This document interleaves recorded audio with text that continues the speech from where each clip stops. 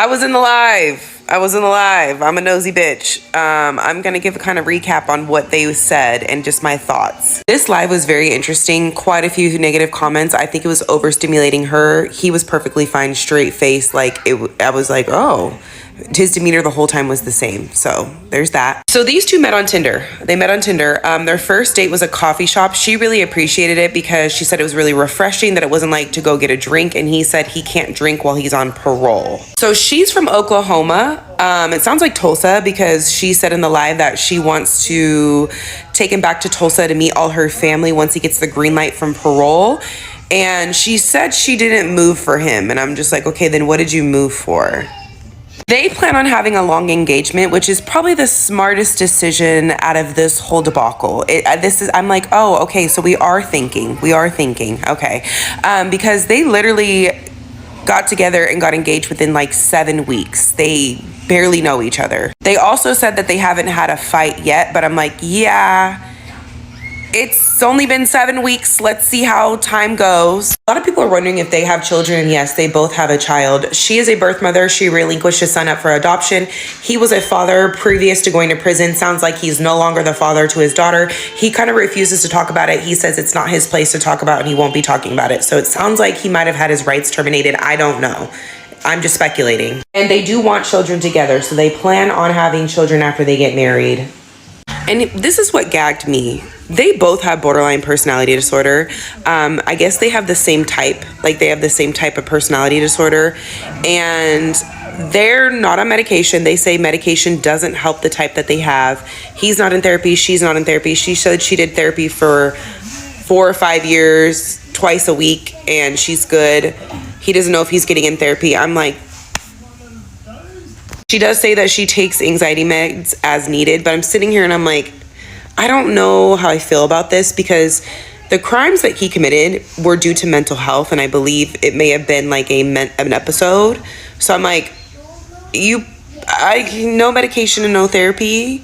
And he says his therapy is working out, which we can tell. I mean, you're very fit, but I'm like, I don't know about that one. Yeah, I don't. Y'all got it though. Mother did turn him in for his crimes, and it was because of his mental health, and he still talks to his mother. His mother picked him up from prison. They have a good relationship, so he still loves his mama. There's that. Both of the families support their relationship with each other. Something that they really want to clear up in the live is that he did not need her house to parole to. He had somewhere to stay previous to that, and I believe it was a halfway house. She may have mentioned that in a comment somewhere, but she asked him to move in. Okay, and that she's never really lived alone. She's maybe lived alone for 3 or 4 months and then asked him to move in. She's always lived with somebody. She previously lived with her mom for a while there.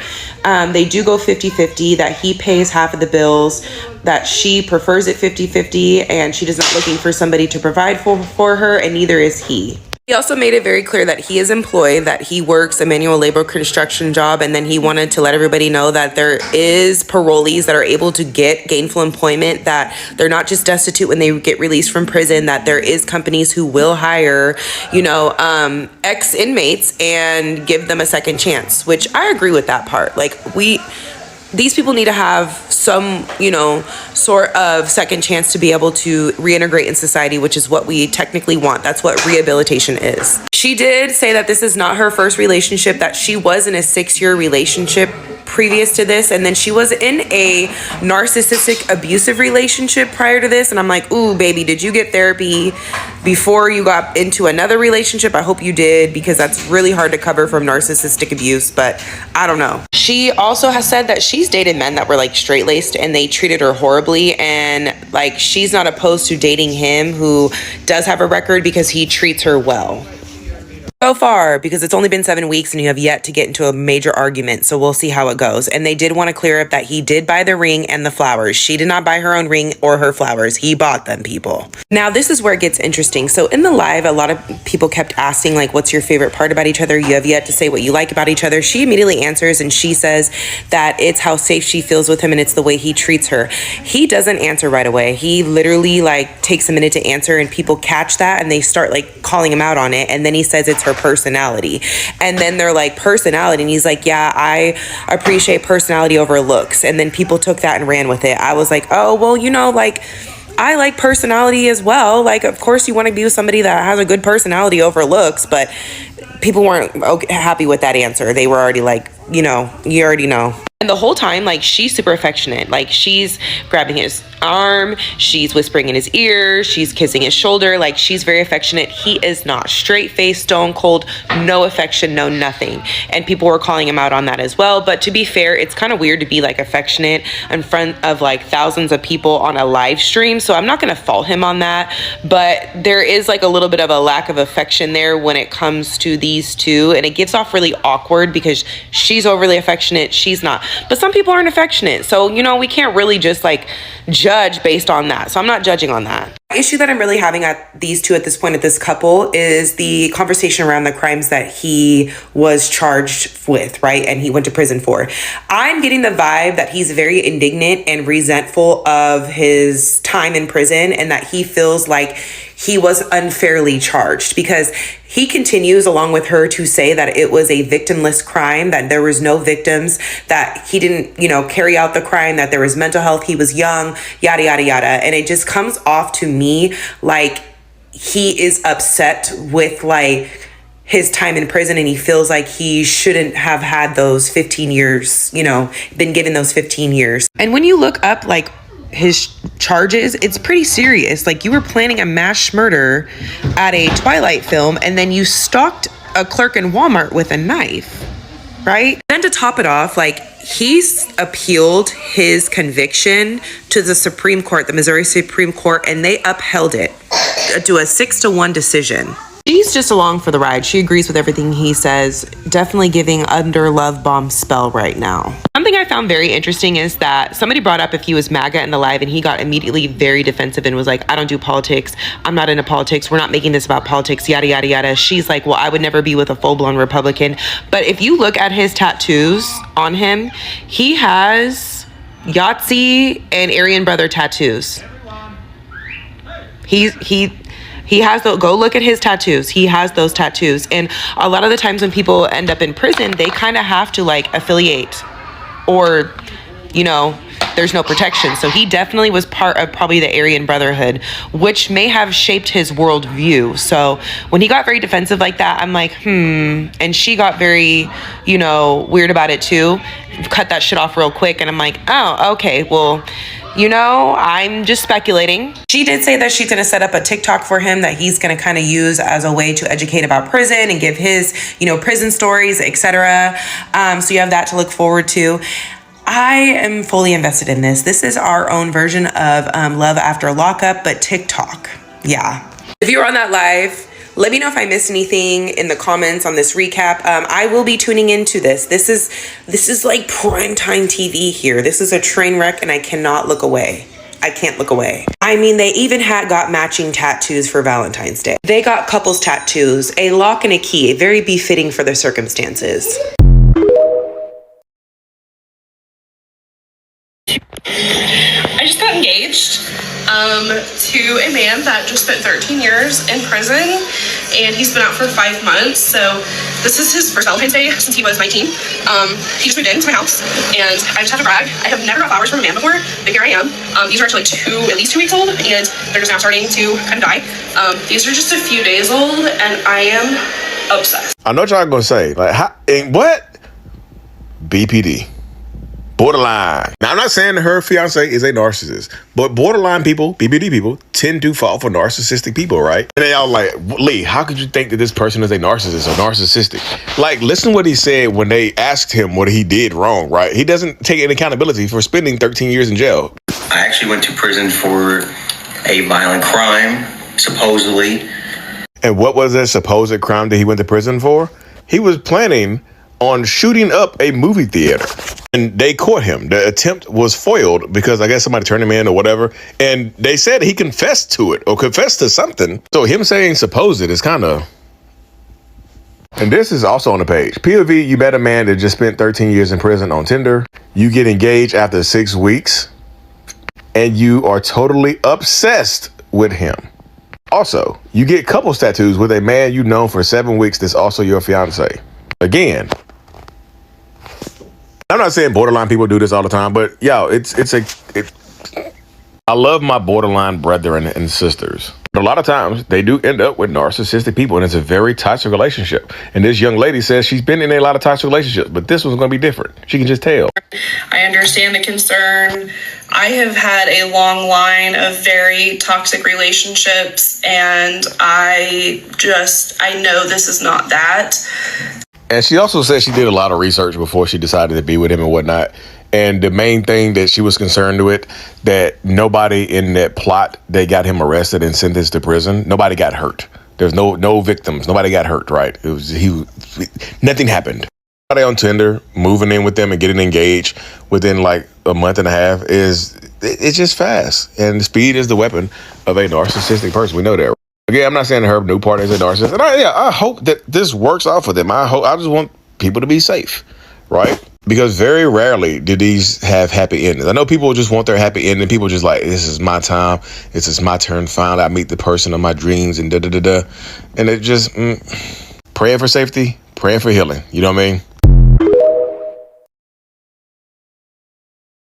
I just got engaged to a man that just spent 13 years in prison, and he's been out for 5 months. So this is his first Valentine's Day since he was 19. He just moved into my house, and I just have to brag, I have never got flowers from a man before. I couldn't get past these first couple of sentences. Did you say 13 years? Moved in with you? Engaged? Sometimes a man moves this quickly because he has skeletons in his closet. I'd like to know, what was he in prison for? Doing an awful lot for a man that you just met. And some men see the generosity in a woman, that nurturing nature, that desire for a woman to help a man to get on his feet, and they're attracted to that. They love that.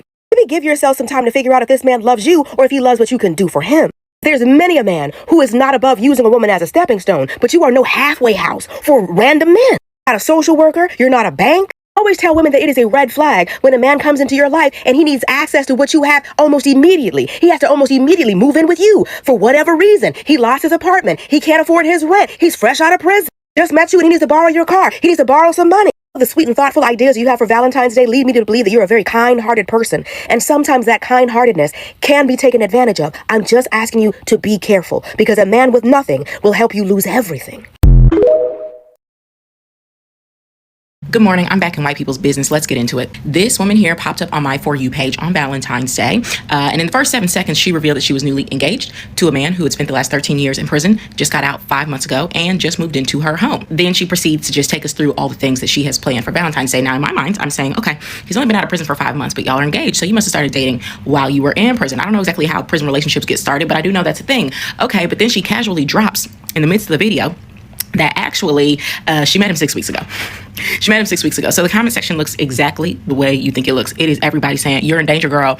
Alert, alert. He needed a house. He needed a place to live. That's why he moved in with you and proposed to you within knowing you for 6 weeks, right? This is what everyone's saying. Now, not me. I'm not commenting this. I'm minding my business, okay? This is white people's business. I'm just reading the comments, and they're all saying the thing that obviously I am thinking. Okay, so then her and her fiance, this man here, hop up on a video to answer commonly asked questions, basically to put to bed all of these rumors and things y'all are saying. He is not a sex offender. I guess people were saying that. It was a violent crime, and that's why he was in prison for 13 years. However, nobody got hurt. Now, how you get convicted for a violent crime where nobody got hurt, I don't know. Again, that's not my business. This is white people's business. But nobody got hurt, and he was there for 13 years. He had a job out of prison. That's how he afforded that ring. Everyone's saying he don't have a job. No, he did have a job. He also was not homeless. He was with his parents. That was in another video where they revealed that. I would have gone far down this rabbit hole at this point. He was living with his parents, so he did have a place to live. The other thing I do feel I need to share is that while I was down the rabbit hole, I found out they got matching couples tattoos, okay? He got this key on his arm, and she got a lock. Guess where she put the lock?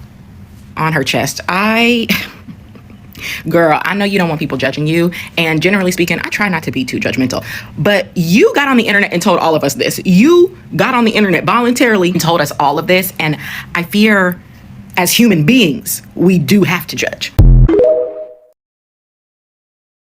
Attempted mass murder, 13 years in prison, dating for 7 weeks, and an engagement. Oh my God, class, a new case just dropped. So this woman says she met her man after he got released from prison after he did 13 years, and now they're getting engaged. I just got engaged to a man that just spent 13 years in prison. And listen, I get it. Finding a husband or a wife these days can feel like catching the last chopper out of nine. So when you do find somebody, you want to lock it down. No pun intended. So after about 7 weeks of dating, they get engaged. Pause, because what we're not going to do is gloss over that 13 years in prison part. So when I first heard 13 years in prison, I said, okay, maybe it's not that bad. It could be a little fraud, a little embezzlement. Girl, why are the news articles talking about attempted mass murder? And it was only attempted because the police caught him before he could carry out the murder in question. Yikes. But I mean, he did the time and he's now released and he's looking for love. So moving on to part 2 of life after lockup. He says he has bipolar personality disorder, and this is well documented. And she says that she also has bipolar personality disorder, and they're both saying they don't take their medication because it doesn't help the type of disorder that they have. Now, I'm not a doctor. I can't tell anybody to do with their medication, but I can tell you this from my experience dealing with the criminal legal system. If you have an episode, a mental health episode, and somebody gets hurt and you tell the judge that you weren't taking your medication, those judges are really not going to care. The system does a terrible job dealing with mental health. They're going to send you probably straight back to prison. That's the reality of the situation. Okay, next. Now, you may be thinking, the luncheon lawyer, there are several red flags in this relationship. Right. Here are my biggest ones. Number 1, I know a honeymoon phase when I see one, okay? You haven't even seen him have a bad day. You haven't had your first real fight. You don't even know what he's like when he's hangry. He doesn't know what you're like after you've had a bad day at work. How do y'all handle conflict, stress, money? You don't know yet. I've heard enough. I'm ready to pronounce my sentence. Keep dating, keep learning each other. Slow down before you sign lifelong paperwork with someone who, respectfully, is still a stranger. And that concludes this week's episode of Love After Lockup. Thank you. Next case.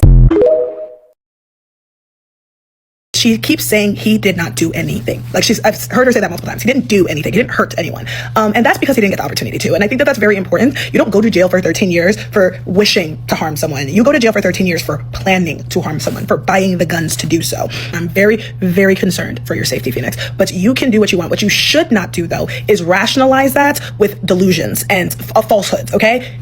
Your fiance went to jail because he was planning to harm someone, not because he did not do anything. And really holding on to, well, no one got hurt. That is because no one got the chance to get hurt. And that is so important. If you move on in this relationship, the truth should be he wanted to cause harm. He did, and he didn't get the chance to. That's your truth. And why I'm pushing that so much is I don't want to disparage you the way other people are disparaging you, because that type of speaking to people, that doesn't really work, okay? But I do want you to look at this from a lens of the truth and the reality of the situation. Also, people who do things like that also rush into relationships, and that's not normal. That's scary. I wish you guys nothing but the best. I want every single person on this internet to be wrong. But if there is even a smidgen of a chance in your mind that we could be right, please do whatever you can to remain safe in this relationship. The lady who is marrying the guy that just got out of jail after 13 years, if you look at his body, he has Yahtzee affiliated tattoos. He even asked her, hey, since you're going so viral on TikTok, like, how much money are we making after this? But you want to convince us that he wants nothing from you. And now it's a couple's page. On the girl who just got engaged to that guy who spent 13 years in prison, and she's like letting him live in her house, and they're like engaged after 6 weeks. I do not feel bad for women like that in the slightest. Like, to be completely honest with you. First of all, she came on the internet and willingly told the internet this crazy story, and I don't buy for 1 second that she's like surprised that like it went viral and that people are like, whoa girl, like what are you doing? She knew full well what she was doing. She wanted to go viral, she wanted the attention, and she has like 18,000 followers now. They're like the perfect match for each other though, because he needed an address for his parole and she needed someone to give her attention. Again, I don't feel bad for her. She wanted the attention and she got it. I just got engaged to a man that just spent 13 years in prison, and he's been out for 5 months. So this is his first Valentine's Day since he was 19. He just moved into my house, and I just have to brag, I have never got flowers from a man before, but here I am. This video came across my For You page last night and pissed me off so bad that I had to lie down and go to sleep. I had to call it a night and say that's enough internet for me for one day. Because what do you mean you're geeked about Dollar Tree dates with your ex-con fiance? Like, completely breezing past the fact that he did a 13-year bid.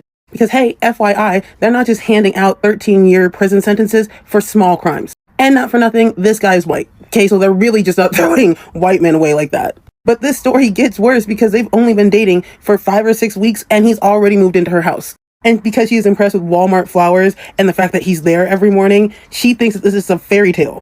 But it's not. It's just a story of convenience. He needed an address for his parole board, and you needed to feel picked.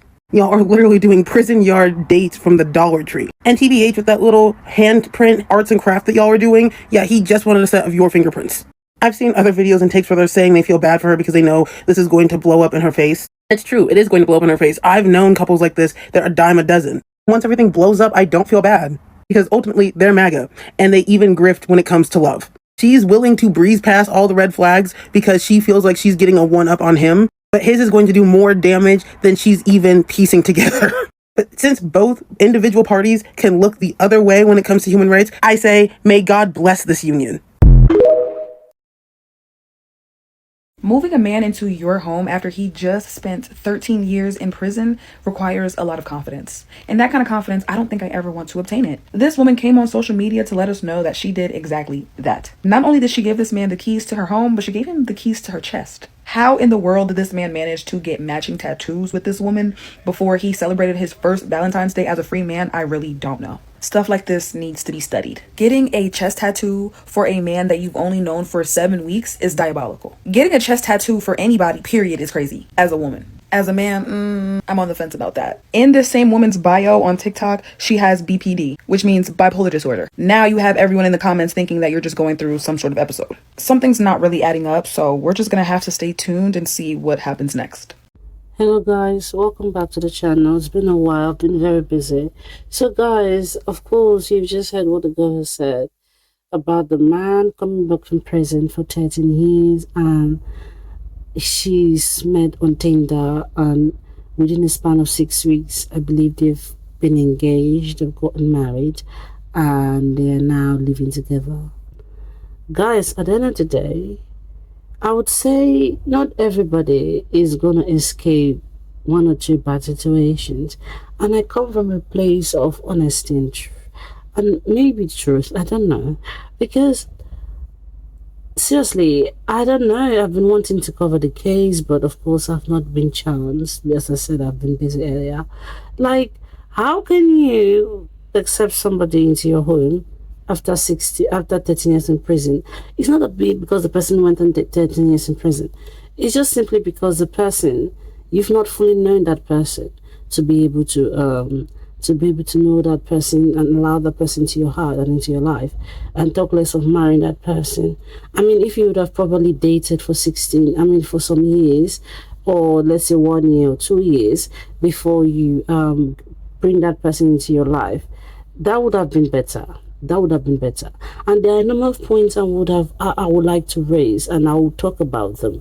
One, I saw this video about a woman talking about how people are such that, like, women who have an attraction to dating inmates, like they actually there's a psychological problem behind it, and come to find out she's got BBD, bipolar disorder, and of course, as you've heard from the girl from the video, he also has bipolar disorder. So one woman was, I don't know if it's a psychiatrist or a psychologist, she was saying that there's this neurological or problem, like psychological problem with people, with women, as this lady, as is it, I don't know, I don't know what her name is, but anyway, let's keep on moving. So it's so sad to me how he is like, for example, it's so sad to me, that people like her do not understand how dangerous a situation like this is dangerous. Like, guys, you cannot even bring a guy to your home you wouldn't have met on a dating app, even if it's within 6 weeks. Guys, that is wild. Guys, that is how other serial people or pupils have been able to gather victims for their have been able to hire victims for their work. Do you know why? It's because people like this woman exist. There's no way in heaven you'll be allowing someone as this. It doesn't even matter if this person has has gone to prison. You don't just trust people easy like that. And it's not because you're insecure, or it's because you're having, well, it's good to have a wall up. What about that? Like, is there a problem with having a wall up? There has never been a problem with having a wall up, and there will never be a problem with having a wall up. And this is the same thing I spoke about Sky Jackson. Sky Jackson, I don't know why I keep calling her Sky Jackson. Sky Jackson, who married the man who was directly from prison and has gone back to prison to go and do a stint of allegedly, or should I say allegedly, for 26 years.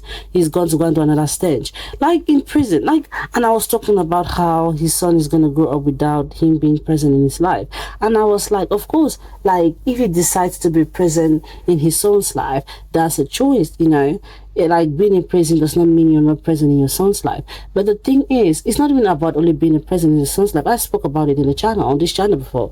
I said, I'm not I'm not one of those people who are so bent on a child having a two-parent household, not just because I want to uphold the beliefs of being different in this modern society or being progressive. It's because it just makes sense from where I'm coming from.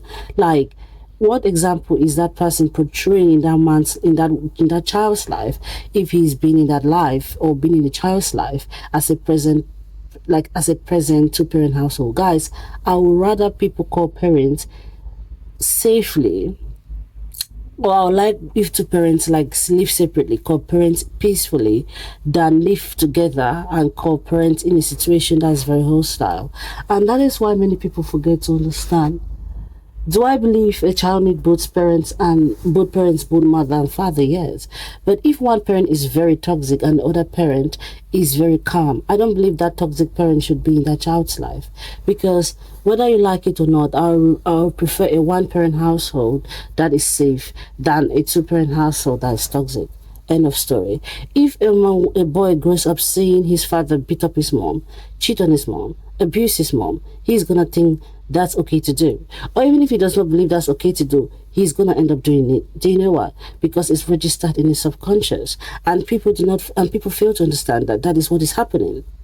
That is what is happening. So, like, for example, I've talked about this thing. I don't know if I've talked about it in the channel. As I said, if he wants to now, from where he is in prison, like Jerky, Sky Jackson's baby dad, try to start even showing the positive example, even in jail, he can do so. Those tattoos with a man you know for 7 weeks. He can do so because like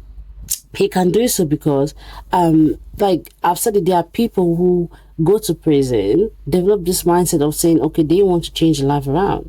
A story came out about, I don't know when it came out, but I heard of someone saying that there's this dad who helps his father, that who helps his daughter or his child or what, I don't know, do her algebra assignment. Is it algebra assignment? Like her algebra assignment, help with algebra assignment from prison. You know those 30-minute schools that the more they start seeing a good character from you, they actually give you more liberty there.